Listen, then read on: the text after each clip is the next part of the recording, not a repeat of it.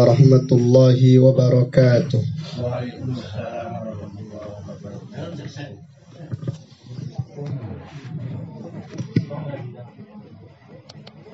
Innal hamdalillah nahmaduhu wa nasta'inuhu wa nastaghfiruh wa na'udzu billahi min syururi anfusina wa min sayyiati a'malina. May yahdihillahu fala mudilla lahu wa may yudlil fala hadiya lahu. Wa asyhadu an la ilaha illallah wahdahu la syarika lah. Wa asyhadu anna Muhammadan abduhu wa rasuluh. Amma ba'du fa inna asdaqal hadithi kitabullah wa khairal hadi hadi Muhammadin sallallahu alaihi wasallam wa syarrul umuri muhdatsatuha wa kullu muhdatsatin bid'ah wa kullu bid'atin dhalalah wa kullu dhalalatin finnar. Allahumma faqihna fid din. Allahumma inna nas'aluka ilman nafi'ah wa rizqan tayyiba wa amalan mutaqabbala. Allahumma inna na'udzubika min ilmin la yanfa' wa min qalbin la yakhsha' wa min nafsin la tashba' wa min da'watin la yustajabu laha. Alhamdulillah, pada malam yang berbahagia ini, malam Ahad tanggal 27 bulan Dzulhijjah tahun 1444 Hijriah, dengan izin Allah Ta'ala kita melanjutkan kembali kajian kitab Al-Aqidah Al-Wasithiyah yang ditulis Syekhul Islam Ibnu Taimiyah rahimahullah rahmatan wasi'ah. Qala al-musannif rahimahullah wa qawluhu sallallahu alaihi wasallam yadhaqullahu ila rajulaini yaqtulu ahaduhumal akhar kilahuma yadkhulul jannah muttafaqun alaihi. Nabi sallallahu alaihi wasallam bersabda, yadhaqullahu ila rajulaini, Allah tertawa kepada dua orang. Yaqtulu ahaduhumal akhar, dua orang tersebut salah satunya membunuh yang lain. Kilahuma yadkhulul jannah, namun keduanya masuk surga. Muttafaqun alaihi. Ibu-ibu boleh berbicara tapi tidak boleh apa? Bersuara. Boleh berbicara. Iya, suara apa ini? Iya, bahasa Arab. Tak boleh berbicara, ibu-ibu harus ditahan. Harus minta sabar sebelum ngaji. Minta, ya Allah, saya nggak berbicara di saat ngaji. Demikian. Ya, kembali kepada hadis. Nabi sallallahu alaihi wasallam bersabda, yadhaqullahu, Allah tertawa, ila rajulaini, kepada dua orang. Yaqtulu ahaduhumal akhar, kedua orang ini saling berperang. Kemudian salah satunya membunuh dan satu lagi terbunuh. Kilahuma yadkhulul jannah,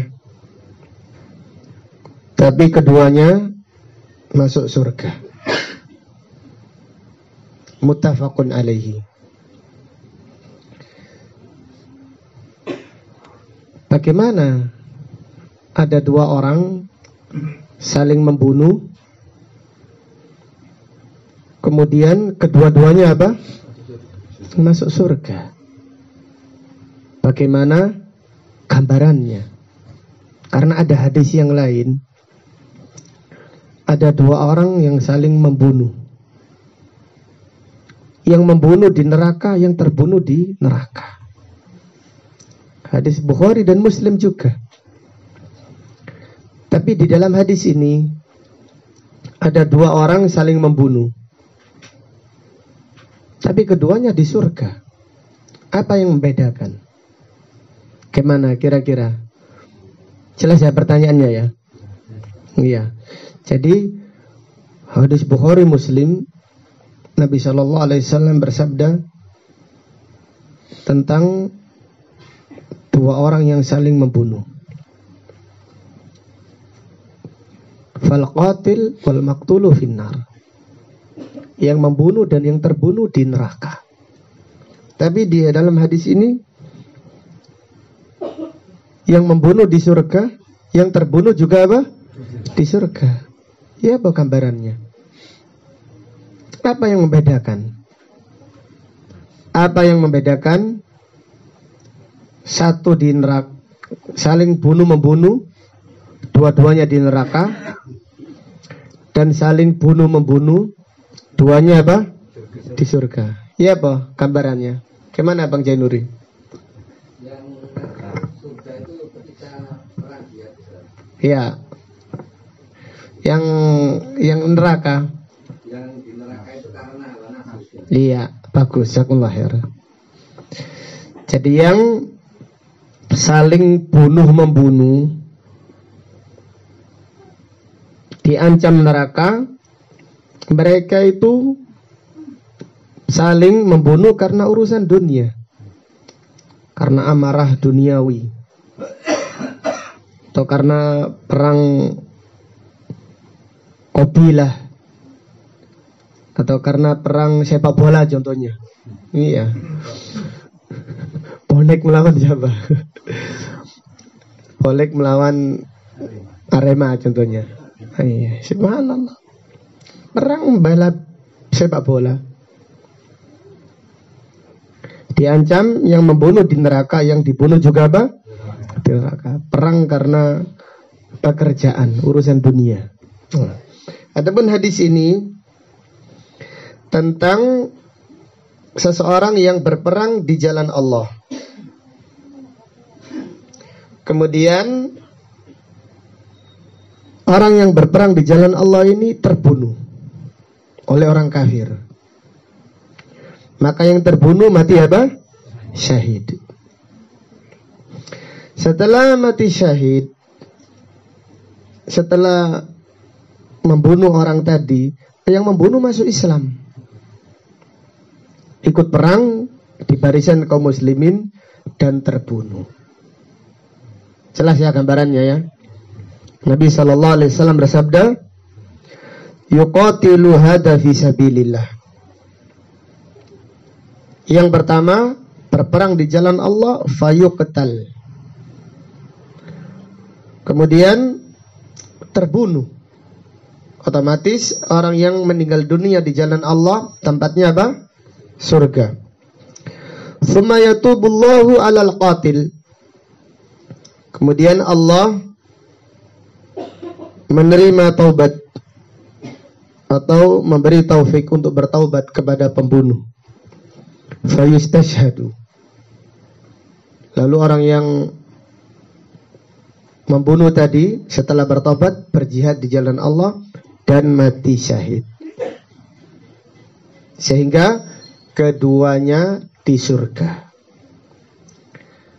Sehingga Nabi SAW bersabda, yadhaqullah, Allah tertawa kepada dua orang yang saling membunuh antara satu dan yang lain, tetapi kedua-duanya masuk ke dalam surga. Dari hadis ini terdapat beberapa pelajaran yang bisa diambil. Yang pertama, menetapkan sifat tertawa untuk Allah sesuai dengan kebesarannya dan keagungannya.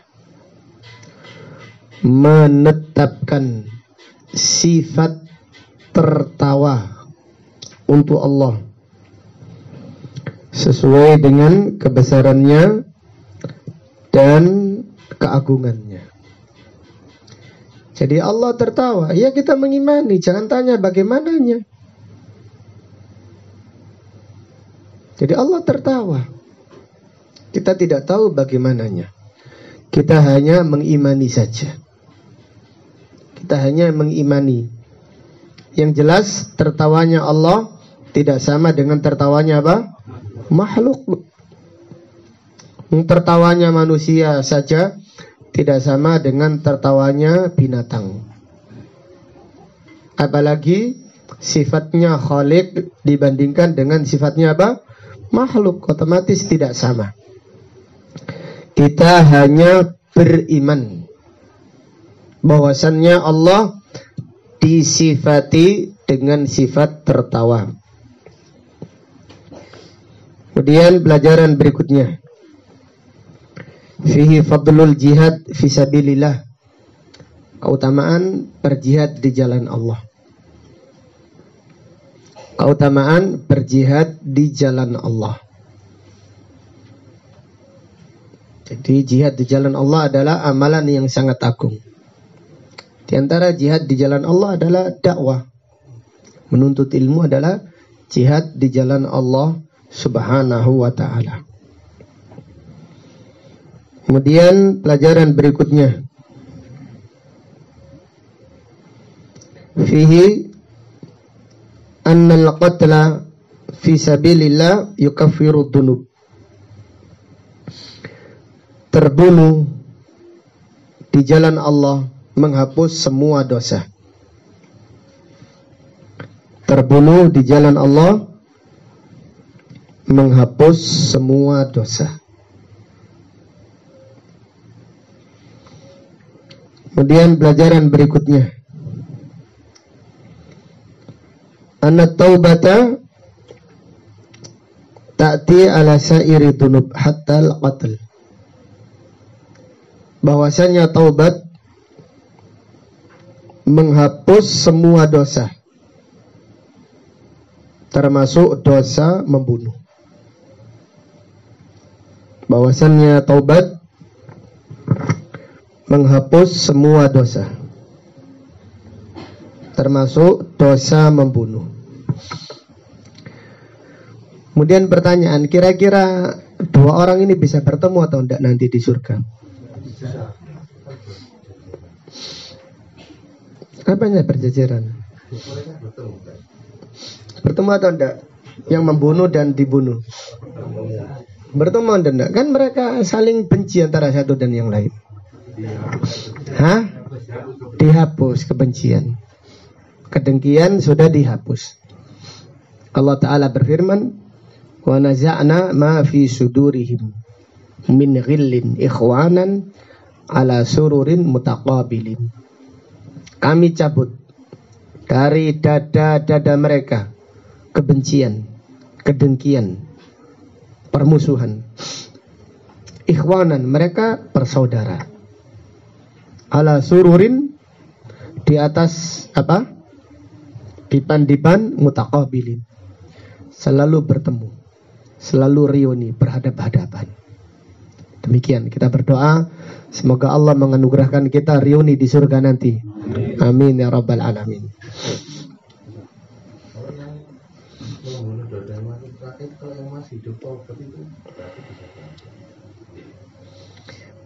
Diancam. Kalau bertobat dia pun izinnya diancam.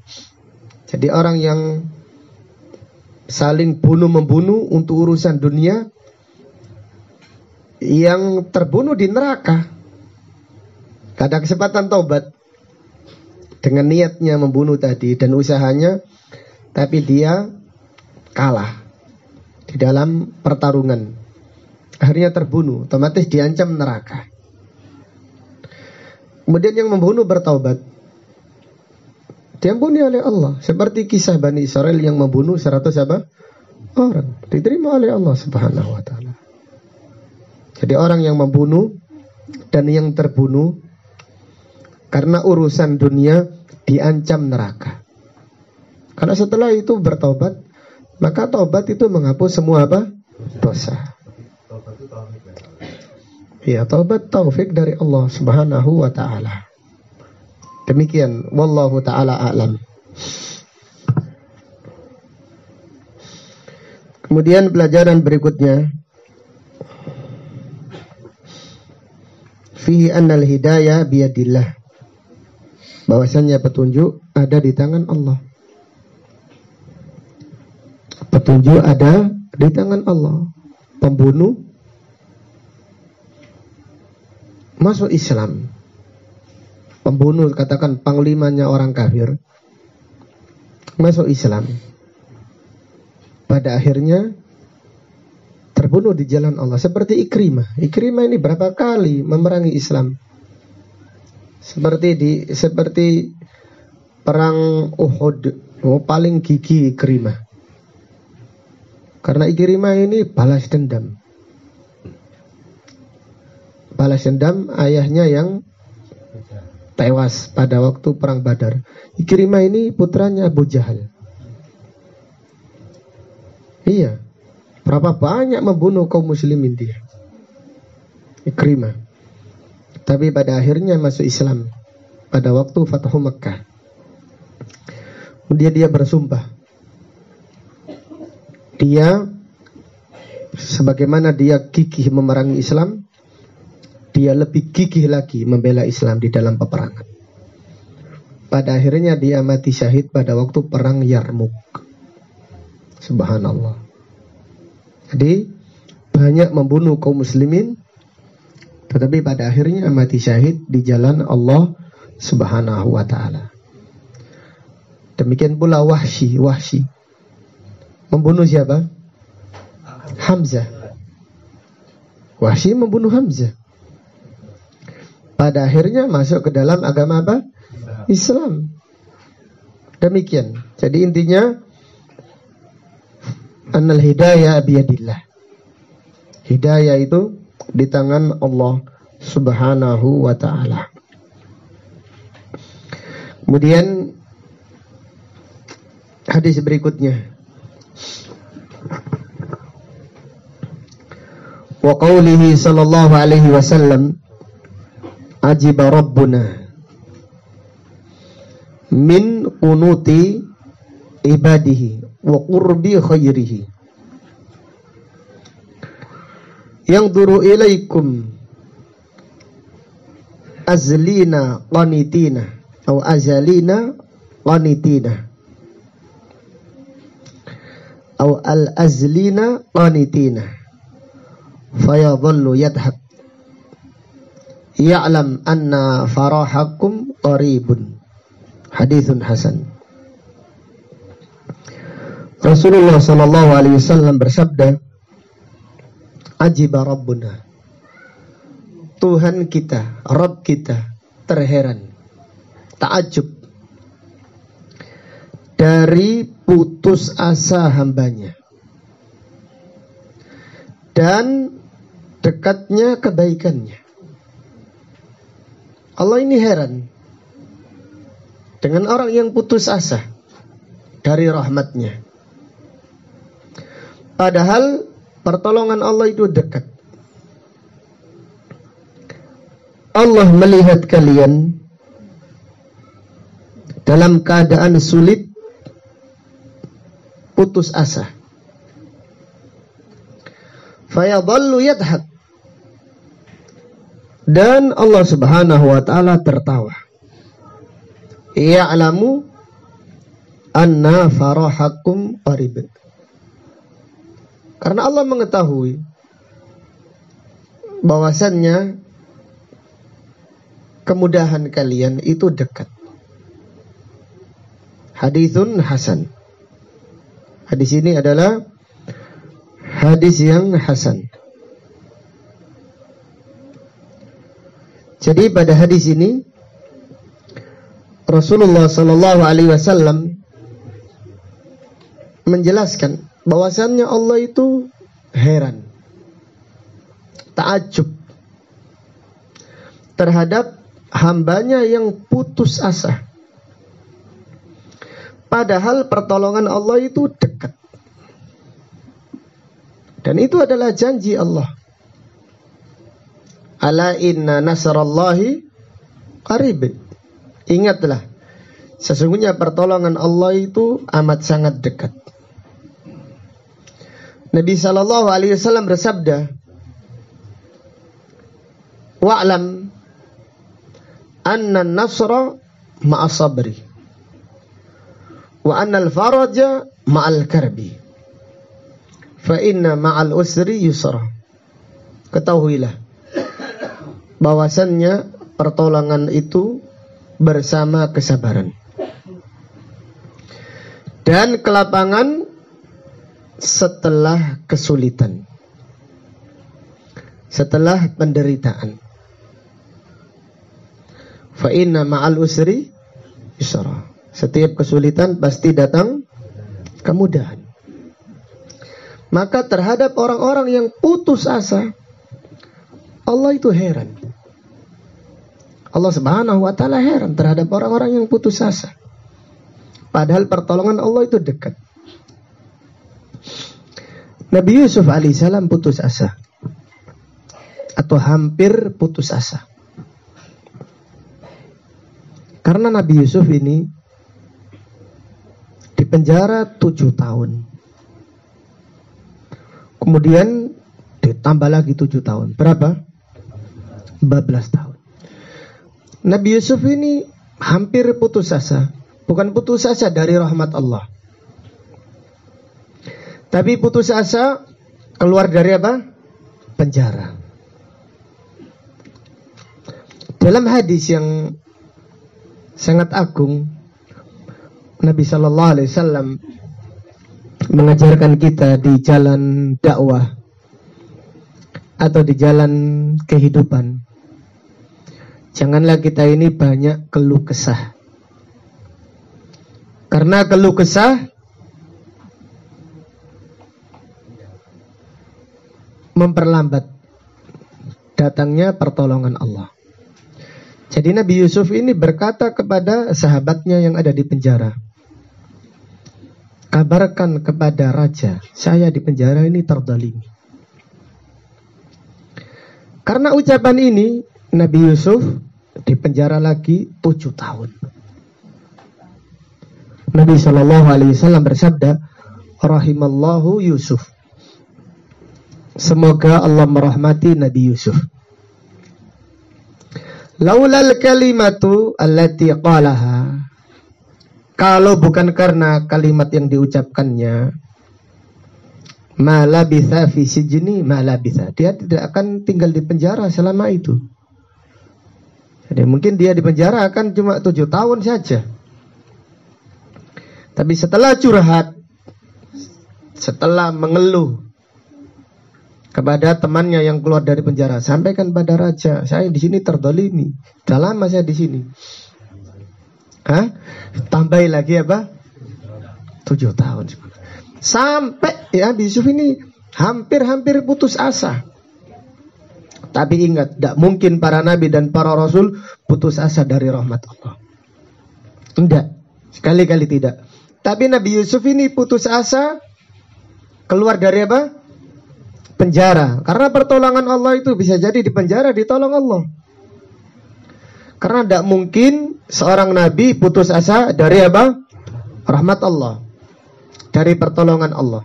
Allah Ta'ala berfirman, hatta idastai'asar rusulu, sampai hampir para nabi dan para rasul putus asa. Ini adalah kisah tentang Nabi Yusuf. Wa dhannu annahum qad kudibu. Ini disebutkan dalam surat Yusuf. Dan mereka mengira mereka ini didustakan oleh kaumnya. Dalam keadaan seperti itu, ja'ahum nasruna, datanglah pertolongan kami. Fanujjiya man nasya, dan fanujjiya, ditolong oleh Allah siapa yang kami kehendaki. Wala yuraddu ba'suna anil qaumil mujrimin, dan hukuman kami tidak akan ditolak bagi orang-orang yang zalim. Wala yuraddu ba'suna anil qaumil mujrimin, dan siksa kami tidak akan ditolak, tidak akan bisa ditolak bagi orang-orang kafir. Jadi kembali kepada tadi, Nabi Yusuf alaihissalam ini hampir putus asa. Artinya hampir putus asa keluar dari penjara. Bayangkan Nabi Yusuf kepingin keluar dari penjara semenjak 7 tahun. Kemudian di penjara. Ketika itu baru setelah raja mimpi melihat apa? Melihat apa? Sapi. Sab'un ijafun. Iya, makan. Intinya kisah yang panjang lebar.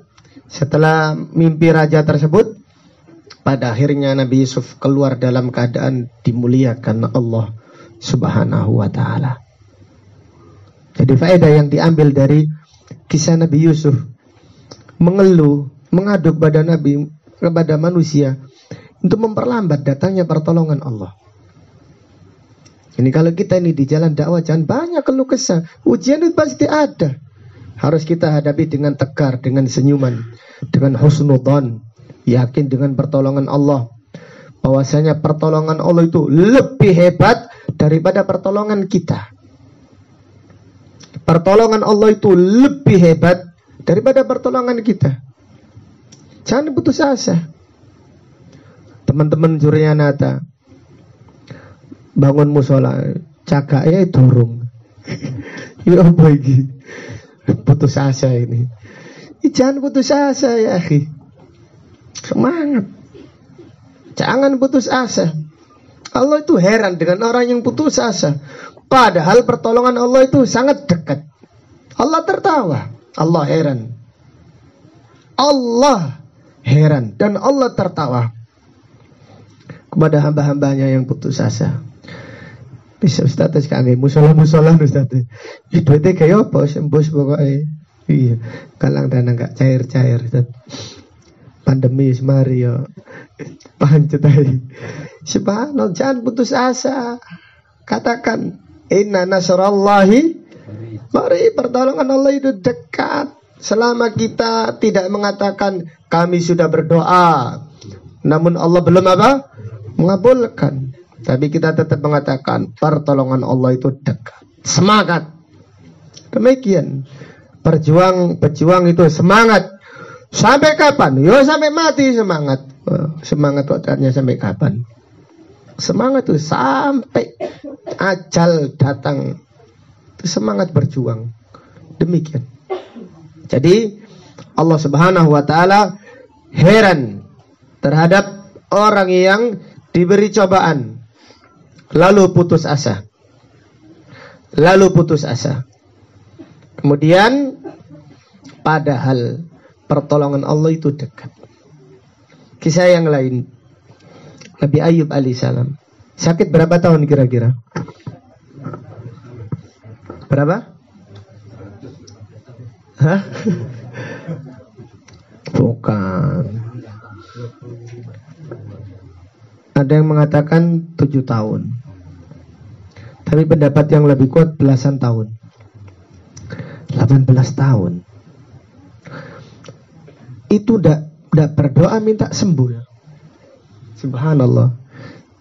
Kita diare 1 hari saja wis munting. Iya. Diare mual 1 hari wis munting di sana. Iya. Nabi Ayub sakit 18 tahun, tidak minta sembuh. Subhanallah. Gimana kesabaran para nabi ini? Kuat sekali sabarnya ini. Kapan Nabi Ayub alaihissalam minta sembuh? Ada beberapa peristiwa. Yang pertama, saudaranya Nabi Ayub punya adik, punya kakak atau adik. Setiap hari, setiap pagi dan sore menjenguk Nabi Ayub. Jadi Nabi Ayub ini sakit yang menjijikkan. Ya, diusir oleh orang kampung. Diusir oleh orang kampung sampai keluar dari kampungnya. Yang menemani hanya istrinya yang setia, istri yang soleha. Kemudian dua saudaranya ini, pada suatu hari salah satu dari saudaranya ini berkata, kayaknya Ayub ini punya dosa besar. Iya, dosanya gede Ayub ini. Kau ada teman dosanya, namanya gitu. Kalau dia tidak melakukan dosa besar, tidak mungkin sakit selama ini nggak disembuhkan Allah. Setelah itu, yang satu ini cerita kepada Nabi Ayub. Maka Nabi Ayub ini sedih sekali. Ini yang sedih, bukan sedih karena sakitnya. Sedih karena apa? Ucapan adiknya tadi dikatakan punya dosa besar. Sedih yang berikutnya, istrinya Nabi Ayub ini menjual rambutnya kepada anak orang yang kaya. Jadi Nabi Ayub dibelikan makanan yang lezat sekali, hasil menjual rambutnya.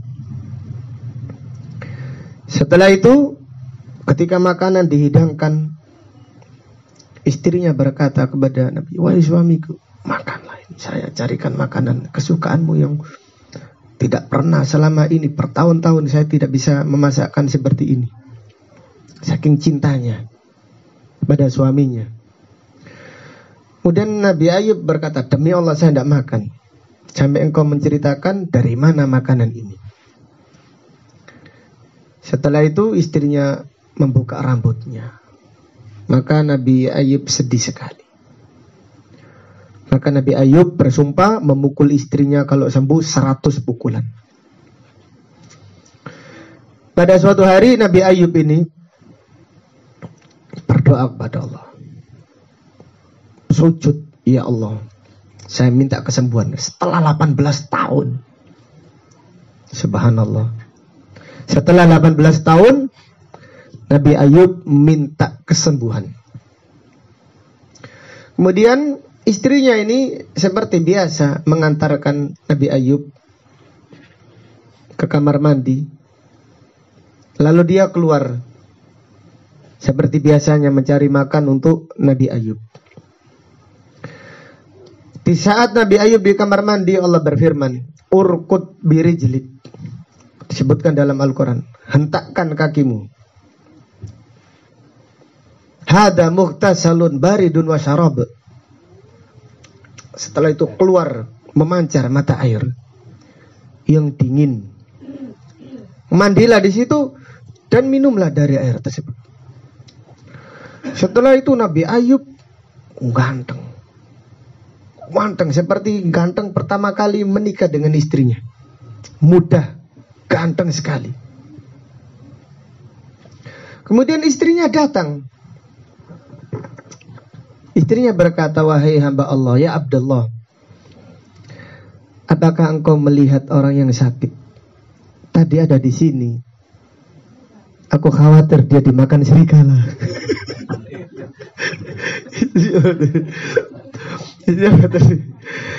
An inni akhafu adh-dhi'ab ta'kuluhu. Aku khawatir dia dimakan serigala. Nabi Ayub senyum-senyum saja. Istrinya ini sudah tua. Nabi Ayub muda sekali. Kemudian Nabi Ayub berkata, nah hada ana Ayub. Dia kaget, subhanallah. Suaminya ternyata kembali seperti muda. Kemudian setelah itu Nabi Ayub berdoa, agar Allah Subhanahu wa taala menjadikan istrinya muda. Kemudian istrinya pun didoakan Nabi Ayub menjadi muda seperti pertama kali dinikahi. Kemudian setelah itu Allah Subhanahu wa taala menganugerahkan 26 anak.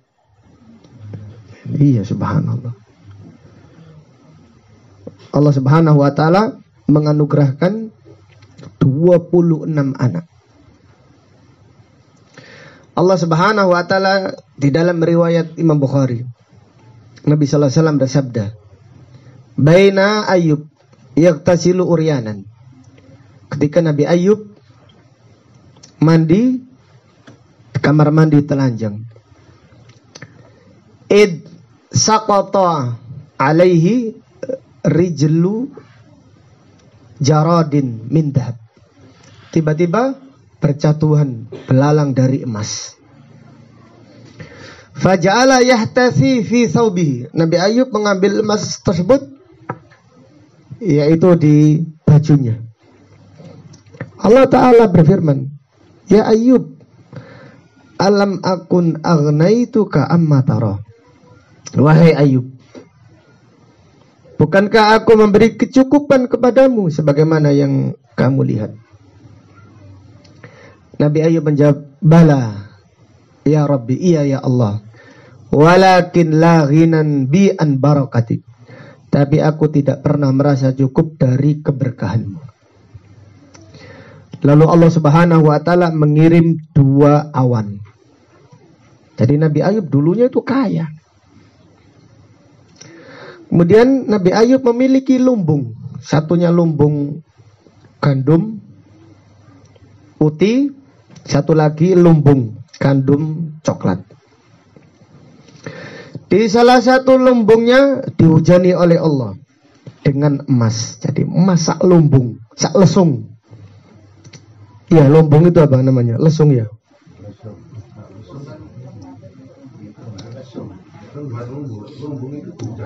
Ya lumbungnya yang buat numbuk itu loh. Lumbung. Ya intinya kayak gitulah, nanti perselisihan di itu lagi. Kemudian satu lagi lumbung yang berikutnya dihujani dengan perak. Subhanallah. Allah Ta'ala berfirman, "Wa wahabna lahu ahlahu wa mithlahum ma'ahum rahmatan min indina wa dzikra lil ulil albab." Kami anugerahkan kepada Ayub istrinya yang sudah tua jadi muda lagi, cantik lagi seperti awal mula dinikahi Nabi Ayub, dan anak-anaknya bahkan dengan jumlah yang sama, 26 laki-laki semuanya. Subhanallah. Rahmatan min indina, rahmat dari kami, wa dzikra li ulil albab, dan pelajaran bagi orang-orang yang berakal. Allah Ta'ala berfirman, "Wa khud biyadika dikhsan." Ambillah lidi dengan jumlah 100 dan pukulkanlah sekali pukulan saja. Inna wajadnahu sabir. Istrinya istri yang salihah, yang setia, yang sabar. Innahu awwab, ni'mal abdu. Ayub sebaik-baik hamba Allah. Innahu awwab, dan beliau adalah orang yang selalu taubat dan kembali kepada Allah Subhanahu wa ta'ala. Jadi demikian. Jadi yang lain sudah putus asa, Nabi Ayub tidak apa? Tidak putus asa. Nabi Ayub tidak berdoa minta sembuh, doa minta ampunan, minta pahala, minta sabar terus 18 tahun. Subhanallah. Ini menunjukkan faedah bahwasannya pertolongan Allah itu sangat dekat. Maka janganlah kita putus asa dengan rahmat Allah Subhanahu wa ta'ala. Dari hadis ini terdapat pelajaran yang bisa diambil. Yang pertama, mengimani sifat heran dan kagum untuk Allah sesuai dengan kebesarannya dan keagungannya. mengimani sifat heran. Di situ terjemahkan bagaimana? Heran atau kagum? Heran. Allah terheran, Allah terkagum, heran. Allah heran dengan putus asa hambanya dan dekatnya kebaikan Allah, dekatnya pertolongan Allah kepada seorang hamba. Kemudian pelajaran berikutnya, bantahan kepada ahlul bid'ah yang mentakwilkan sifat Allah dengan takwil yang batil. Jadi Allah tertawa, artinya Allah menginginkan kebaikan. Allah tertawa ditakwilkan Allah menginginkan kebaikan. Ini takwil batil. Allah heran ditakwilkan dengan ditiadakan atau ditakwil dengan takwil yang batil. Demikian ahlul bidah. Jadi Allah Subhanahu wa taala heran, iya kita mengimani. Allah tertawa, iya kita mengimani. Sesuai dengan kebesarannya dan keagungannya. Dan sifatnya Allah tidak sama dengan sifatnya makhluk. Kemudian pelajaran berikutnya, fihi an-nahi anil qunut min rahmatillah, larangan putus asa dari rahmat Allah. Larangan putus asa dari rahmat Allah. Kemudian pelajaran berikutnya.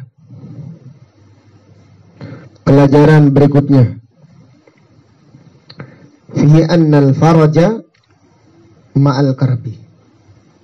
Kemudahan akan datang setelah penderitaan. Kemudahan akan datang setelah penderitaan. Kemudian pelajaran berikutnya, fihi nasrullahi qarib. Inna nasrallahi qarib. Sesungguhnya pertolongan Allah itu dekat. Sesungguhnya pertolongan Allah itu dekat. Sebagaimana Allah Ta'ala berfirman, ala inna nasrallahi qarib. Ingatlah, sesungguhnya pertolongan Allah itu dekat. Fa inna ma'al usri yusra. Buya Hamka menulis syair, ida istaddat bikal balwa fafakkir fi alam nashrah fal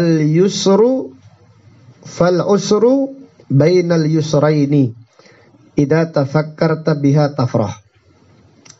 Buya Hamka berkata, jika penderitaanmu semakin kuat, jika penderitaanmu semakin kuat, maka renungkanlah surat Alam Nasrah. Kesulitan diapit dua kemudahan. Jika kamu merenungkannya, maka kamu akan bahagia. Kesulitan diapit dengan dua kemudahan. Jika kamu merenungkannya, kamu akan merasakan kebahagiaan. Demikian, karena pertolongan Allah itu sangat dekat bagi orang-orang yang yakin, bagi orang-orang yang beriman dan bertakwa. Wallahu ta'ala a'lam. Kemudian satu hadis lagi. Wa qawlihi sallallahu alaihi wasallam, la tazalu jahannam yulqa fiha wa hiya taqulu hal min mazid hatta yada'a fiha rabbul izzah rijlahu wa fi riwayatin qadamahu fayanzawi ba'daha ila ba'din fataqulu qat muttafaqun alaihi. Nabi sallallahu alaihi wasallam bersabda, selalu dilemparkan penghuni neraka ke dalam jahanam. Dan jahanam selalu berkata, ya Allah, apakah ada tambahan? Allah bertanya, halim talati, wahai jahanam, apakah engkau telah penuh? Jahanam menjawab, hal min mazid. Ya Allah, apakah ada tambahan? Masih sanggup, siap menampung. Jadi selalu seperti itu. Setiap kali Allah berfirman, yauma naqulu li jahannam, pada hari kami berkata kepada jahanam, halim talati, apakah kamu sudah penuh? Jahanam berkata, hal min mazid, apakah ada tambahan ya Allah? Sampai Allah meletakkan kakinya di neraka jahanam. Jadi sampai Allah Subhanahu wa taala meletakkan kakinya. Fayanzawi ba'daha ila ba'd. Maka jahanam ini penuh. Indamma ba'daha ila ba'd. Penuh antara satu dan yang lain.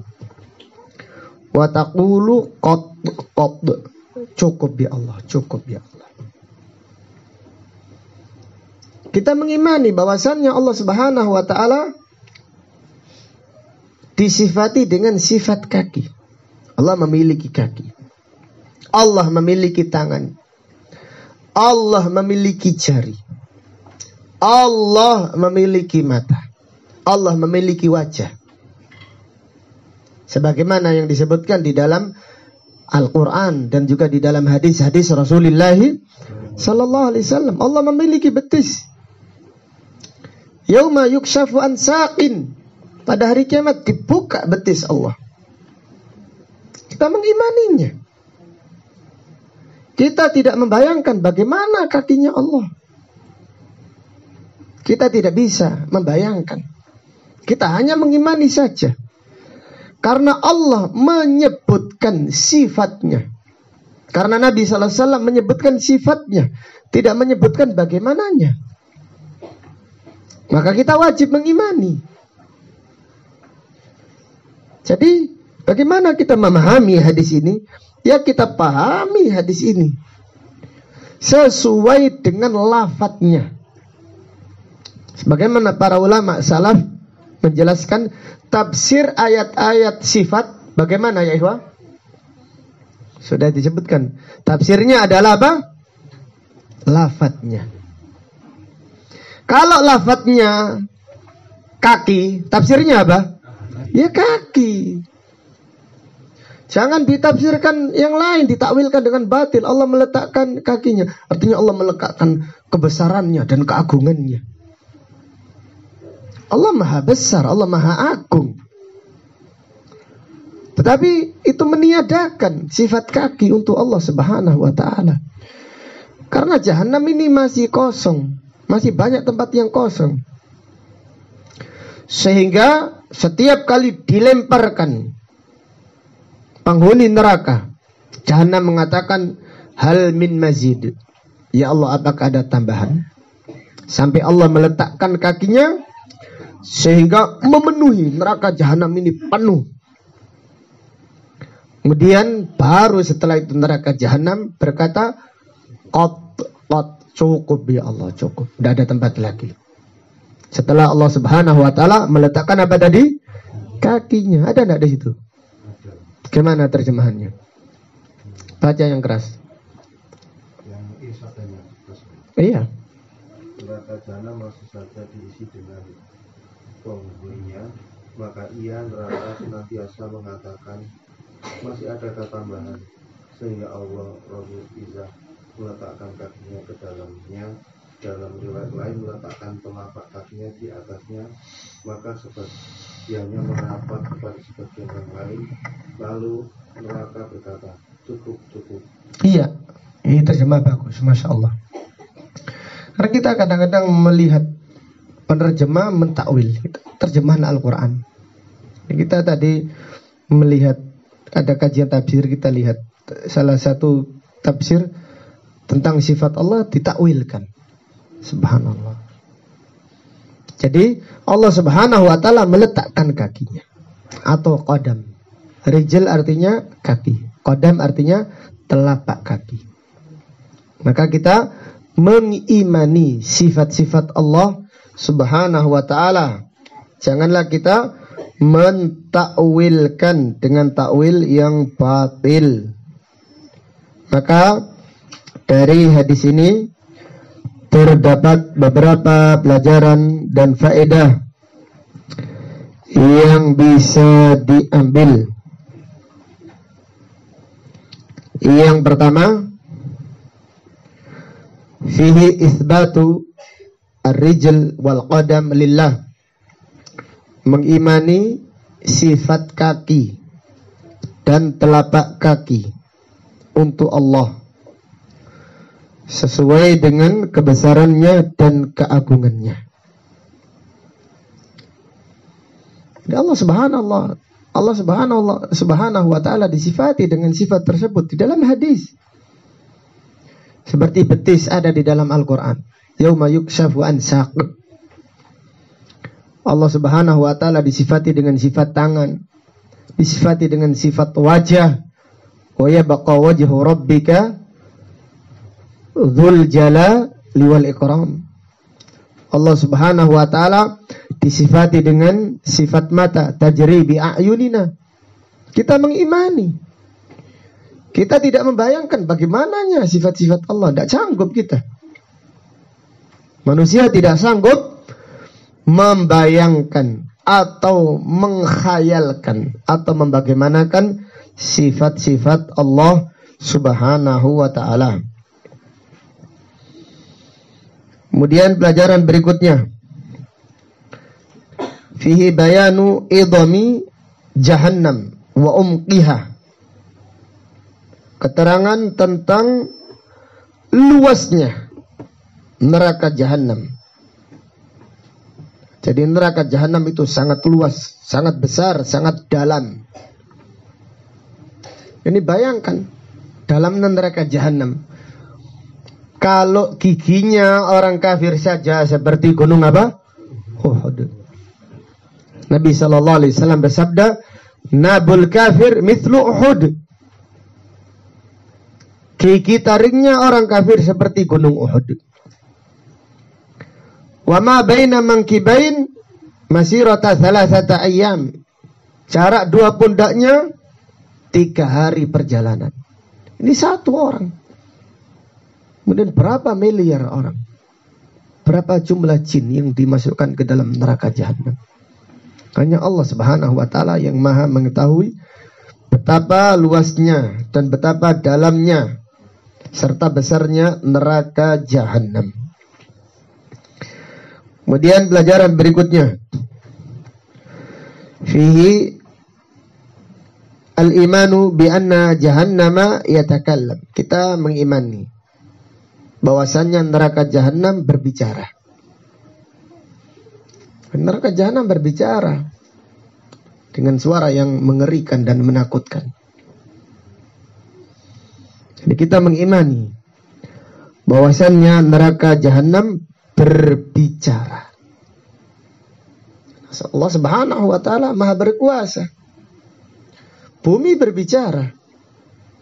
Bumi itu berbicara nanti pada hari kiamat. Sebagaimana Allah taala berfirman, yauma, kemana ayatnya? Tuhadditsu akhbaraha bi anna rabbaka awhala. Bumi menceritakan ceritanya. Artinya menceritakan amal yang dikerjakan manusia di atasnya. Bumi berbicara. Allah Subhanahu wa taala yang memerintahkan bumi untuk berbicara. Kemudian pelajaran berikutnya, fihi bayanu sa'ati rahmatillah. Luasnya rahmat Allah kepada hamba-hambanya. Dari mana faedahnya ya ikhwah? Dari mana keterangan tentang luasnya rahmat Allah? Ini tadi syafaat. Allah yang tidak punya amal tapi punya taufik. Iya, hadis ini Allah Subhanahu wa taala tidak memenuhi neraka apa? Jahanam. Dan ketika jahanam masih banyak tempat kosong, dimasukkan kakinya Allah. Lain halnya surga. Di dalam hadis Nabi sallallahu alaihi wasallam bersabda, "Wala yazalu fil jannati fadlun." Surga ini masih banyak yang kosong. Seperti neraka jahanam. Masih banyak tempat kosong. Tapi ketika surga masih banyak yang kosong, Allah tidak meletakkan kakinya. Neraka masih banyak tempat yang kosong, Allah meletakkan kakinya sehingga penuh berdesak-desakan. Tapi ketika surga banyak tempat yang kosong, Nabi sallallahu alaihi wasallam bersabda, "Hatta yunshi'alaha khalqan akhar."